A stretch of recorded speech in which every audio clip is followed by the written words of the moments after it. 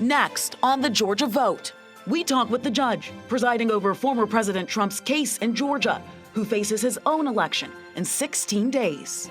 We go over all the week's headlines with our roundtable. Joining us this morning, Amy Morton, longtime consultant for Democrats, and veteran political operative Mike Hassinger. Plus, our Cheryl Preheim goes one-on-one with Georgia's First Lady, Marty Kemp. All right now on the Georgia Vote. From the 11 Alive studios, this is the Georgia Vote with Faith Jesse and Zach Merchant.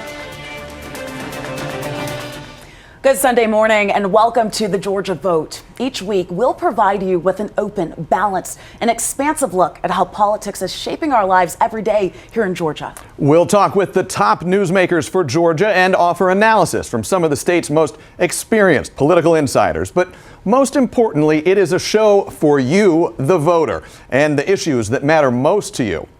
Our headlines this morning: a week of pro-Palestinian protests at college campuses across the country.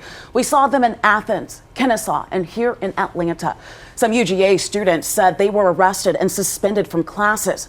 DeKalb County police say that they're looking into anti-Semitic literature found near the campus of Emory University. Separately, the U.S. government is currently investigating Emory for alleged anti-Muslim discrimination on campus.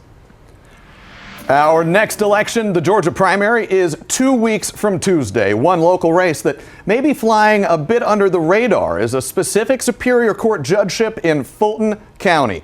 Judge Scott McAfee has been on the bench for a little more than a year, appointed by Governor Marty Kemp. A young judge, McAfee gained national attention for his role presiding over former President Donald Trump's 2020 Georgia election interference case. Voters will decide in 16 days to keep McAfee on the Superior Court bench or oust him. 11 Alive reporter Teresa Bowles asked the judge how he has handled the high-profile case.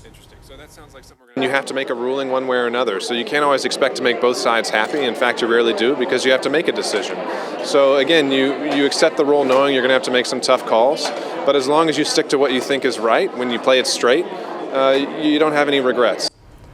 There are two challengers to McAfee on the May 21st ballot. One, Tiffany Johnson, was recently ruled not qualified to run for the seat.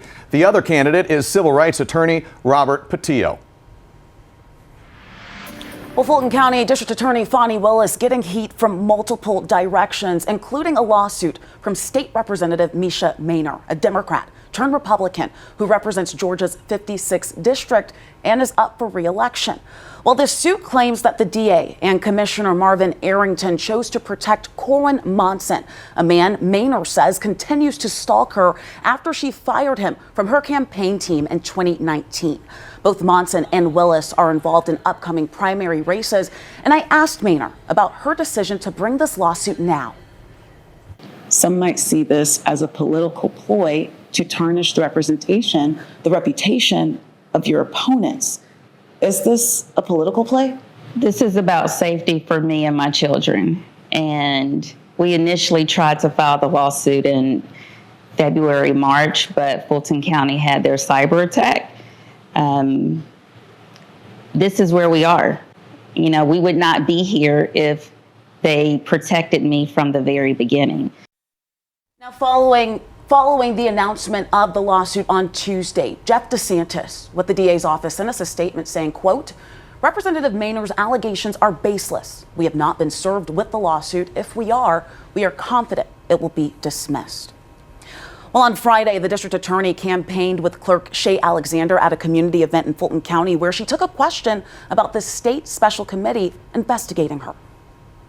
Can look all they want. The DA's office has done everything according to the books. We are following the law. I'm sorry that folks get mad when everybody in society can be prosecuted.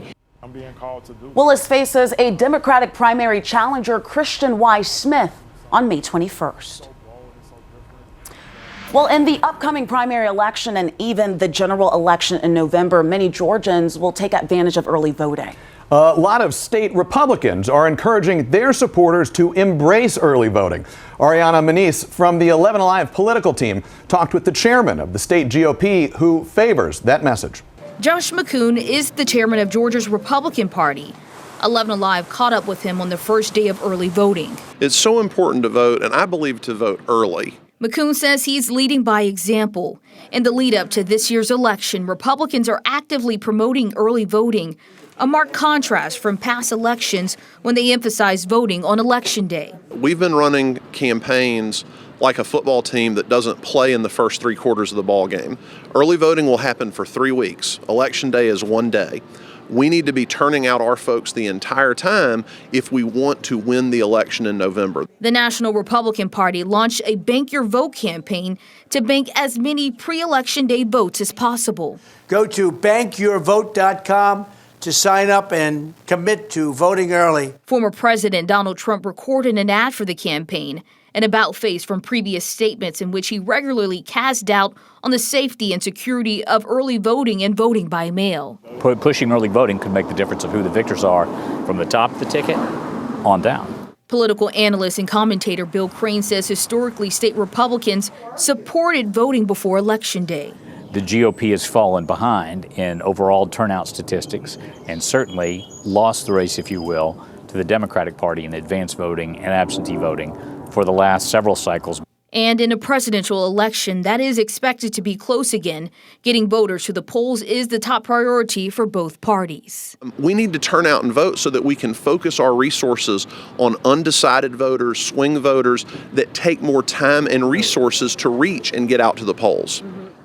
Well, early voting for the May 21st primary is underway. It will run through May 17th.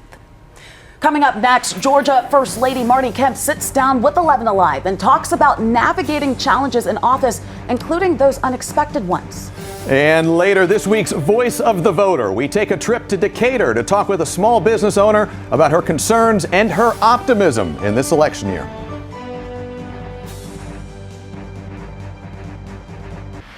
A lot has happened since our Cheryl Preheim first sat down with Marty Kemp. That was back in 2018 when her husband, Brian Kemp, was running for governor for the first time. Yet today, the governor is almost halfway through his second term.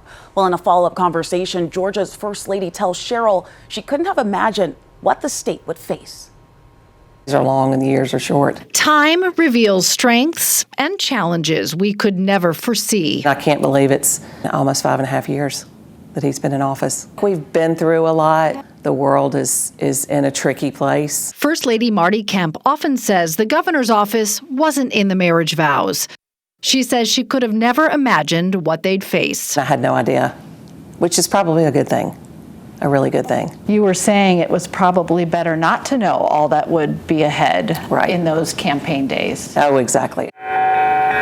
It's refreshing to get back here. Just home. Fall 2018 on the Kemp family farm in Athens. You know, I need to get on that tractor right now and cut that pasture right there. It was the final stretch of a close campaign filled with contention and controversy. The polarizing climate we're in now. What was considered polarized and intense then seems pretty tame to the tone and division of politics now. And it prepared us for what was lying ahead, which is been challenging, rewarding, but fun, hard, tears, laughs, memories, all the above. I wouldn't trade it for anything. If you had known there was a pandemic in the future. Wow, that's a great question. We would have still fought hard, continue to fight harder, because you fought hard for all those people that you met along the way. Almost 14 months to the day after being sworn in as Georgia's 83rd governor, the World Health Organization declared a global pandemic. We didn't have time to really think about it because it was just all so shocking. And, how in the world can we be in this position? Got it done. And there was a deep clash about the governor's timing of reopening Georgia. I did open a lot of mail along the way during that time. And I'll tell you what, people were not as patient as they should have been, but that's okay if they wanted to vent their anger.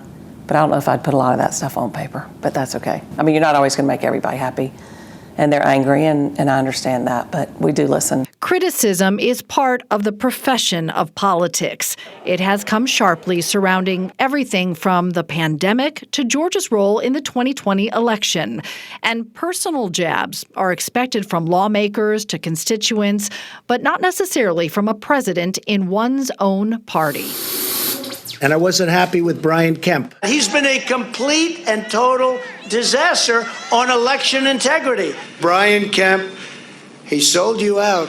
The First Lady says all of it's challenging. Situations that we would have never imagined that you would be put in and how you would handle those. And I'm proud of him for what he has done, for his patience. I don't think he has that much patience for me, but he does for the state, so that's a good thing. It all takes her back to something she told me those years ago outside the family's home. You know, all I ask is that we respect each other and not be ugly. Take the high road and move forward, and that's all you can do. I remember saying, you know, I just hope that we can all learn to be respectful. At the end of the day, agree to disagree, and that really stands to really speak loudly now. I didn't really realize that what I was saying then, how much that was really going to be a part of this administration. And, you know, people that attack the ones you love, that is very, because of course I know him better than anybody. And that, I'm just like, you're just wrong. You're wrong to say that. I mean, if he doesn't do what you want him to do, I understand. You can agree to disagree, but don't be just downright mean about it. Mrs. Kemp says the key to every valley and peak is sticking together, from private moments inside the governor's mansion to countless shared press events and podiums. We see the whole family unit so often together. I know people ask me about that. They're like, you're always beside him. And I'm like, why would I miss an opportunity to be able to serve the state as well? She says she chooses to focus on her work, issues ranging from animals, you know, adopting out 120 dogs and 7 cats and a hamster, to the fight against human trafficking. I'm really proud of that. We've got a lot more work to do, but I feel like it's making a difference. I mean, it's chiseling away. I would love to rid it of Georgia forever, but, you know, we'll continue to work on that in the next 2.5 years. We see you at so many events and press conferences, but what people don't see is you are in policy meetings. What made you want to be involved at that level? You know, I'm very interested. I mean, my dad was in politics. I wish I'd paid attention more then. And he was a Democrat, passed away as a Republican. But, you know, I just like to see how it all works. There is a lot of cynicism. From where you're sitting, do you also feel there's a lot of hope that, you know, politics can work and policy can work? Absolutely. Absolutely. I've seen it. I mean, you know, I know that these things can work. When you sit here now and you think back to yourself 5 years ago, oh, wow. What would you tell her? Oh, my goodness. You know, buckle your chin strap. It's going to be quite a ride. No, to just enjoy and listen. Don't talk so much. Listen to what people are saying, because you learn more from listening than you do from talking. You may miss something. Right now, there's no shortage of speculation in political circles about a run for higher office someday. How much of your space is thinking about the now versus thinking about the what's next? I don't think about what's next. You know, God's in control. I learned that early on. For now, she says they're focused on the time they have left as First Lady and Governor. If he has something else in store for us ahead, then we'll just listen to him. And because if he's going to bring you to it, he's going to get you through it. I know that for a fact. And our thanks to Cheryl Preheim for that report. And a big takeaway here, Zach, the First Lady still believes politics can work. We're definitely going to see in the next coming months. And up next, our panel of experts weighs in. We'll break down this week's biggest headlines with Amy Morton and Mike Hassinger next. Time now for our political roundtable. Joining us now are Mike Hassinger and Amy Morton. Mike Hassinger was a Republican political consultant in Georgia for more than 15 years. He also worked for Democrats like Congressman Hank Johnson and DeKalb District Attorney Sherry Boston. He's currently part of the communications team at the Georgia Secretary of State's office. Amy Morton has consulted for prominent Democrats in the state, including State Senator Jen Jordan and Mayor Keisha Lance Bottoms. Thank you all so much for being here. Welcome to panel. Mike, my first question is for you. We just heard from First Lady Marty Kemp, so I want to ask you about our governor, Brian Kemp. He is a staunch conservative. He hasn't seen eye to eye with the former president, but the former president is trying to win the state come November of 2024. Kemp is going to play a role in that, but the Republican Party is becoming increasingly divided. So what does Kemp's role look like in that campaign? Governor Kemp has said publicly that he will support the nominee. He will support the Republican nominee, and right now that looks like it's going to be former President Trump. But there's support, and then there's support. Are we going to see Brian Kemp making speeches on behalf of Donald Trump or attending the Donald Trump rallies that were so famous in 2016? I don't know, and I'd be, quite frankly, very surprised if two men as diametrically opposed as these two will hold hands enthusiastically in public and rally around the flag. Trump likes to do that kind of stuff by himself, and I think Governor Kemp will be very busy continuing to make Georgia the best place to do business and running the state. Amy, we're talking about campaign season. We're just a few weeks away from the primary date. Let's shift gears and talk about some local races. You're a veteran expert in this field. There are governor's races, there are statewide campaigns, and they take millions of dollars to run. Yes. But then there are countless local races where the dollar figure in those campaign coffers much smaller. As we're in the home stretch here, what really moves the needle for these local races like state representative and state senators?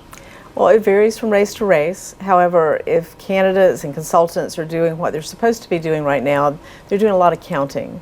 They're counting votes and they're counting dollars because we're in the middle of voting right now. Voters are making decisions right now. They have ballots in their hands if they have an absentee ballot. But across the state, we're seeing lower turnout than we did at this point in 2022 by about 23%. And with Republicans voting at a higher rate on Republican ballots than Democrats, perhaps because there are more contested Republican primaries in the state than Democratic, but still, that's something for local candidates and statewide candidates and our state legislative candidates in the fall to pay attention to. Mike, let's just give you the other side of that coin of the question quickly as well. From a Republican perspective, you've run lots of local campaigns as well. Yeah. Take us behind the curtain. When you're talking to a candidate who's in a close race and it's a local race, what kind of conversations are you having actually with the candidate themselves? As I'm imagining the nerves start to go up as you get close to that election day. Absolutely. Everything's on the line. You have to focus on resource allocation. And one of the best ways to do that is your requesting a ballot is a public record and your return of that ballot is a public record. So if Amy Morton requests a ballot, checks in to vote, we know that. If she returns her ballot, we can see that publicly available.